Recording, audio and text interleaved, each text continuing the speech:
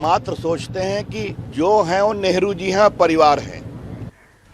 ರಾಜಕೀಯ ವಾಕ್ಸಮರ ಇದ್ದದ್ದೇ, ಆದ್ರೆ ನಾವೊಂದಷ್ಟು ವಾಸ್ತವಾಂಶದ ಕಡೆ ಕೂಡ ಗಮನ ಕೊಡೋಣ. ಅಲ್ಲ, ದೇಶದಲ್ಲಿ ಒಟ್ಟು ನೆಹರು ಹಾಗೆ ನೆಹರು ಕುಟುಂಬದ ಹೆಸರಲ್ಲಿ ಎಷ್ಟೆಷ್ಟು ಸಂಖ್ಯೆಯಲ್ಲಿ ಯಾವ್ಯಾವ್ದು ಇದೆ ಅನ್ನೋದರ ಲೆಕ್ಕವನ್ನ ಗಮನಿಸ್ತಾ ಹೋಗೋಣ.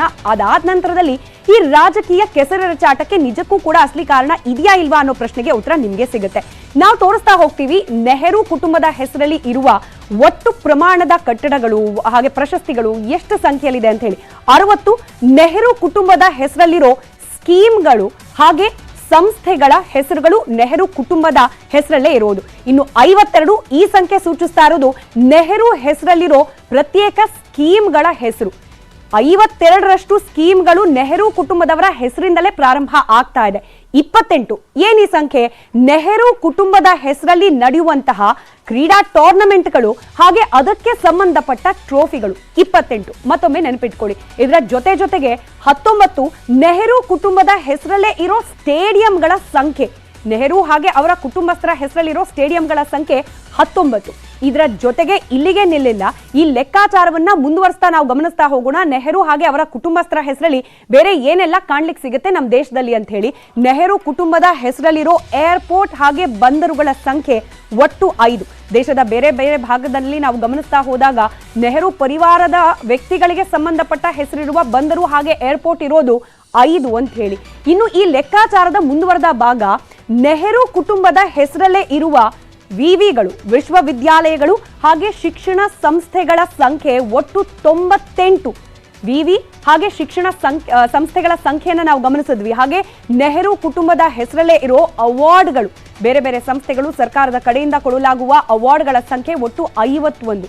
ಈ ರೀತಿ ನೆಹರು ಕುಟುಂಬದ ಹೆಸರಲ್ಲೇನೆ ಅನೇಕ ಸಂಸ್ಥೆಗಳು, ಅವಾರ್ಡ್ಗಳು, ಕಟ್ಟಡಗಳು ಇರೋದನ್ನ ಗಮನಿಸ್ತಾ ಹೋದಾಗ ಅದೇ ಸಾಲಿನಲ್ಲಿ ಸಿಗೋದು ನೆಹರು ಕುಟುಂಬದ ಹೆಸರಲ್ಲೇ ಇರುವ ರಾಷ್ಟ್ರೀಯ ಉದ್ಯಾನವನಗಳು ಹಾಗೆ ಮ್ಯೂಸಿಯಂಗಳ ಸಂಖ್ಯೆ ಒಟ್ಟು 15. ಈಗ ಬದಲಾಗಿರೋದು ಒಂದು, ಅದನ್ನ ಹೊರತುಪಡಿಸಿಯೂ ಕೂಡ 15 ಮ್ಯೂಸಿಯಂ ಹಾಗೆ ಪಾರ್ಕ್ಗಳು ದೇಶದಲ್ಲಿ ಕಾಣಲಿಕ್ಕೆ ಸಿಗುತ್ತೆ ನೆಹರು ಕುಟುಂಬದ ಆ ವ್ಯಕ್ತಿಗಳ ಹೆಸರಿನ ಒಳಗಡೆನೆ. ಇನ್ನು ನೆಹರು ಕುಟುಂಬದ ಹೆಸರಲ್ಲಿರೋ ಆಸ್ಪತ್ರೆಗಳು, ವೈದ್ಯಕೀಯ ಶಿಕ್ಷಣ ಸಂಸ್ಥೆಗಳ ಸಂಖ್ಯೆ ಒಟ್ಟು 39.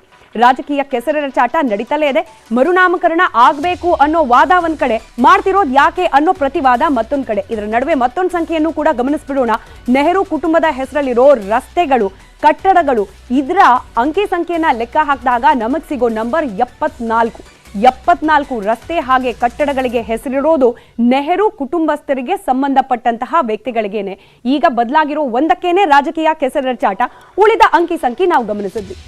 ಮುಂದುವರೆದ ಭಾಗವಾಗಿ ನಾವೆಲ್ಲ ಒಂದು, ನಮ್ ಗುರಿ ಒಂದು, ಮೋದಿ ಮುಕ್ತ ಇಂಡಿಯಾ ಅಂತ ಹೇಳ್ತಾ ಲೋಕ ಸಮರದ ಕಹಳೆ ಊದಿದ್ದ ಮೈತ್ರಿಕೂಟದಲ್ಲಿ ಒಂದೊಂದೇ ಕೈಗಳು ಸಡಿಲವಾಗೋಕೆ ಶುರುವಾಯ್ತಾ?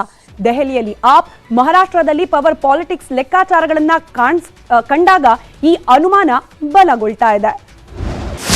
ಕೈ ಕುಲುಕುವ ಮುನ್ನವೇ ಕೈ ಕೊಟ್ಟಿದ್ದ ಕಾಂಗ್ರೆಸ್.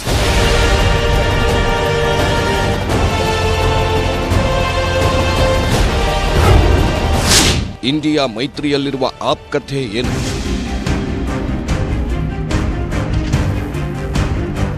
ಕೇಂದ್ರದಲ್ಲಿ ಮೋದಿ ನೇತೃತ್ವದ ಎನ್ಡಿಎ ಮಣಿಸಿ ಅಧಿಕಾರದ ಗಾದಿಗೇರಲು ವಿಪಕ್ಷಗಳು ಇಂಡಿಯಾ ಎಂಬ ಕೂಟ ರಚಿಸಿವೆ. ಆದರೆ ಮೈತ್ರಿ ಮಾತುಕತೆ ಮುಗಿಯುವ ಮುನ್ನವೇ ಮೈತ್ರಿ ಅಂತ್ಯಗೊಳ್ಳುವ ಮುನ್ಸೂಚನೆ ಸಿಕ್ತಿದೆ. ದೆಹಲಿ ಕಾಂಗ್ರೆಸ್ ನಾಯಕರ ಸಭೆಯಲ್ಲಿ ಎಲ್ಲ 7 ಲೋಕಸಭೆ ಸ್ಥಾನಗಳಲ್ಲಿ ಸ್ಪರ್ಧಿಸಲು ತಯಾರಾಗಿ ಎಂದು ಸೂಚಿಸಲಾಗಿದೆಯಂತೆ.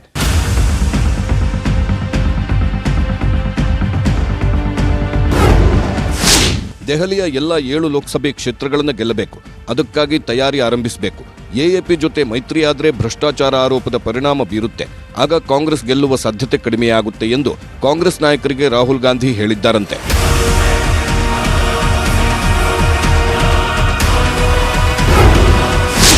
ಎನ್ಡಿಎ ಸೇರುತ್ತಾರಾ ಶರದ್ ಪವಾರ್?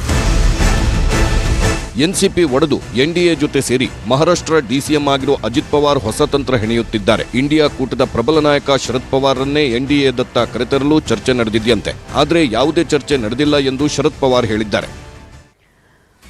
ದಿನದ ಮತ್ತಷ್ಟು ಪ್ರಮುಖ ಸುದ್ದಿಯನ್ನ ಕ್ವಿಕ್ ಆಗಿ ನೋಡೋಣ ಸೂಪರ್ ಸ್ಪೀಡ್ನಲ್ಲಿ.